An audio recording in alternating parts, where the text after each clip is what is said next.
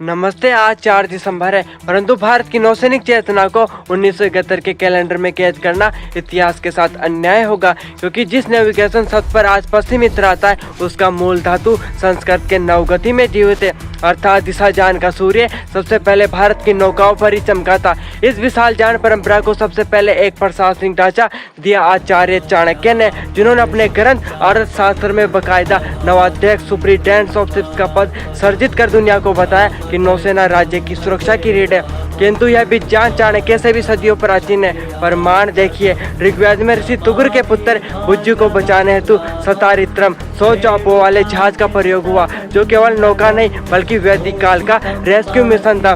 वही वाल्मीकि रामायण में निषाद राजगो की केवल राज नेवी, जिसमें 500 जहाज थे, और महाभारत काल में विदुर द्वारा निर्मित सर्ववासा यंत्र वाली नाव जो तूफानों की वाइंड वेलोसिटी को झेल सके, उस युग की हाइड्रोडायनामिक्स का प्रमाण है।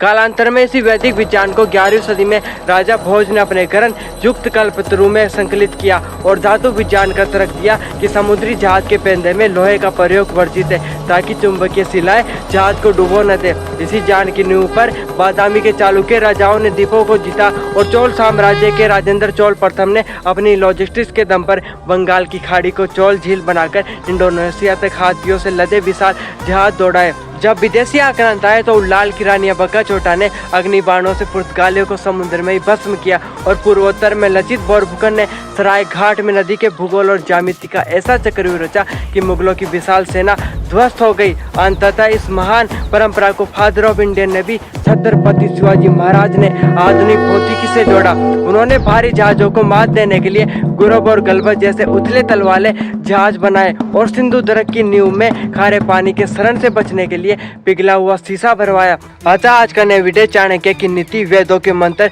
राजा भोज के शास्त्र, चोलों के विस्तार और छत्रपति शिवाजी महाराज के विज्ञान का एकीकृत प्रतिफल है। हम समुद्र के तट पर खड़े दर्शक नहीं, हम लहरों के स्वामी हैं। जय हिंद, जय भारत।